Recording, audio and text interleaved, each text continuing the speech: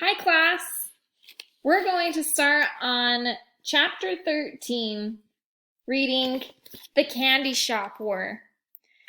If you'd like to join me and follow along, I'm on page 239. And one fun thing that I thought would be cool is I'm going to be putting a secret message in this read aloud. So if you have a piece of paper and a pen, you'll probably want that to be writing down the letters as I reveal them through the read aloud. See if you can figure out what today's secret message is. Chapter 13, Chasing a Ship. The cell phone did not ring until late Tuesday morning during class, beeping the melody of Somewhere Over the Rainbow. Nate hastily pressed the green answer button. Hi! Can you talk? Asked Mr. Stott. I'm in class, Nate said softly, but my teacher's on the fudge. Good. Still no definite leads on the Higgs. At least 20 members of the family currently live in Coulson. I've found names and addresses for most of them. Narrowing down the list of candidates might take some time. I do, however, have solid info on the ship. Where is it? Among his many hobbies, Hanover liked to construct model vessels. His masterpiece was an elaborate clipper housed inside a bottle. Guess what the name was? I don't want to say it out loud, Nate said. Okay, the first letter to the secret message is C. Write it down. Right, the USS Stargazer.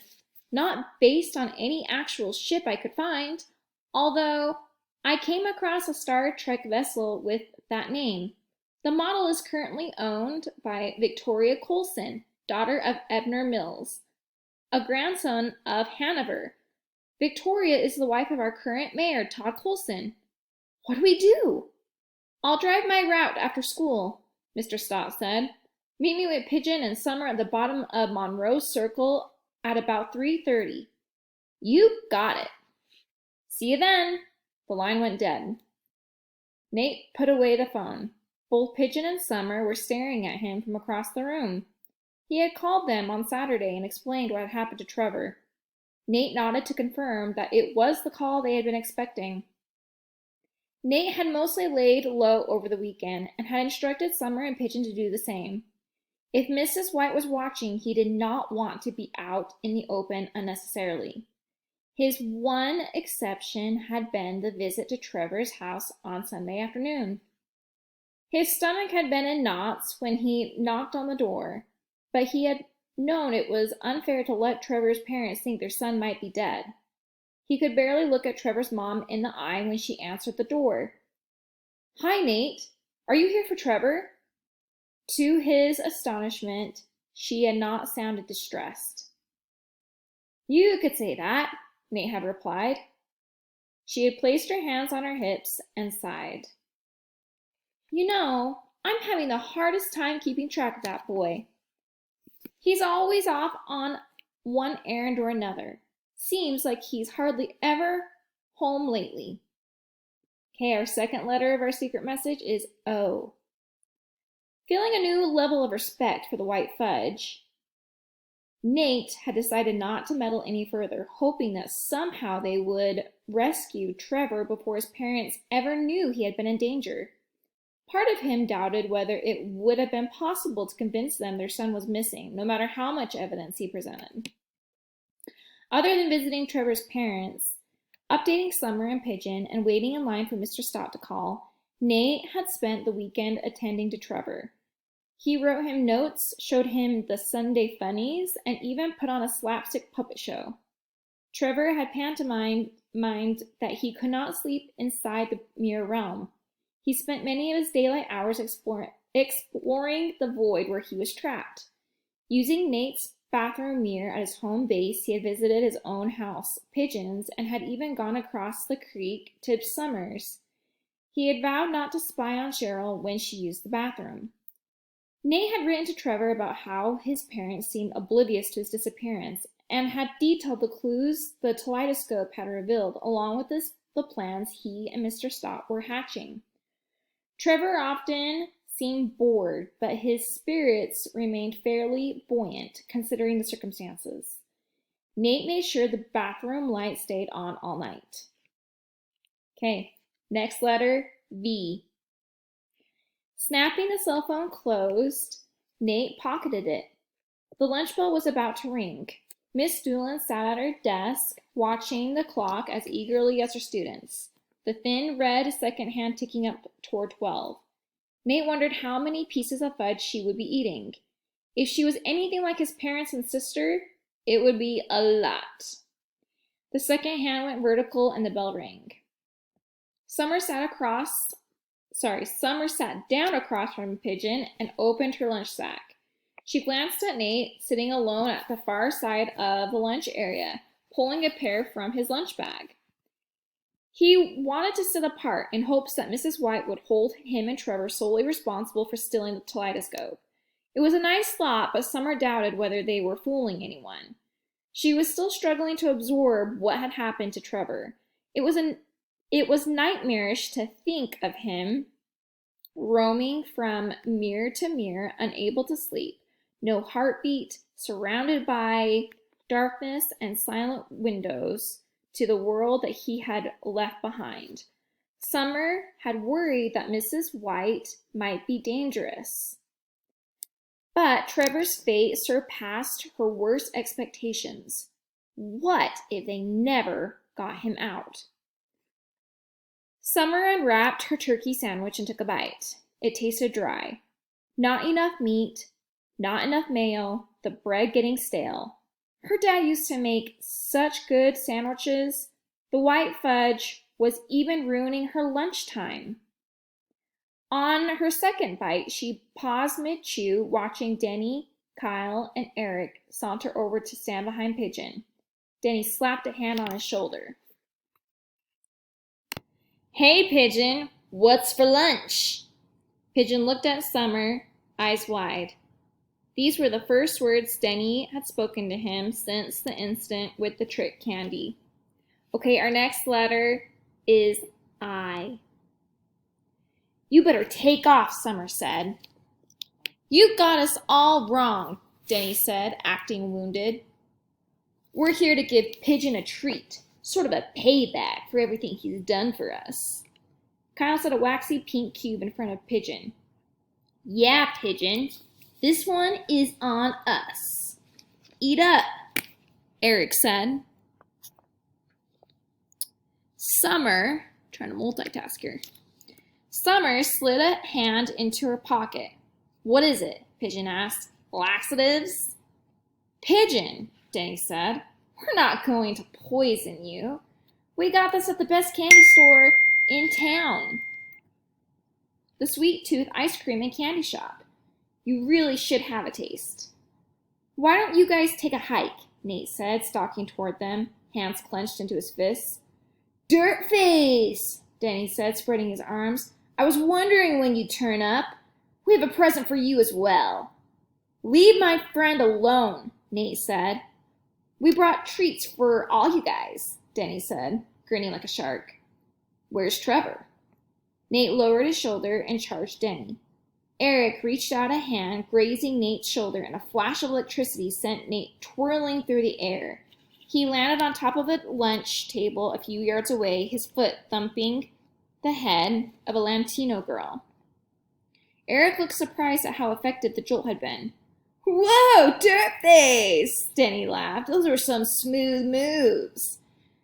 Summer slapped her hand to her mouth, jumped over the lunch table, and swatted Denny on the back of his neck as he was still laughing.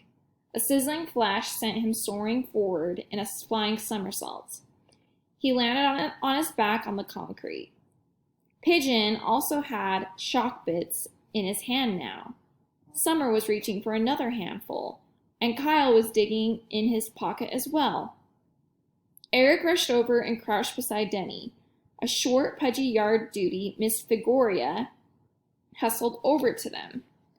Okay, our next secret letter for our secret message is D. Absolutely no fireworks at school, the furious woman huffed. Who set those off? I want names. Nate rolled off the table. He had warm lasagna mashed against his shirt and jeans from the pair of trays he had landed on. The girl he had accidentally kicked glared at him. Eric helped Denny to his feet. We don't have fireworks, Kyle said. Ask my mom. I saw a bright flash, Mrs. Figoria said. Empty your pockets. Kyle, Summer, and Pigeon showed the yard duty their candy. She checked Eric and Denny as well. Apparently, she had missed Nate's flight because she paid him no heed. She studied the ground, hunting for remnants of fireworks. Miss Figoria got huffier as it became clear that there was no evidence of wrongdoing. You haven't tried the white fudge from Sweet Tooth, have you? Kyle said. I don't eat sugar, Mrs. Figoria replied, and I don't tolerate nonsense. You kids better get your acts together. Later, Denny promised, patting Pigeon on the shoulder before strolling off with Eric and Kyle to eat lunch. Are you okay? Summer asked Nate. I've been zapped by those shock bits more times than I'd like, Nate grumbled. It's like getting kicked from every direction all at once. Summer shocked Denny back, Pigeon said. I sort of saw, Nate said. What are they doing with shock bits? Looks like they picked up our old after-school job, Summer said. As if things weren't bad enough, Nate groaned. You guys have many shock bits left? Okay, our next secret letter is S. A decent amount, Pigeon said.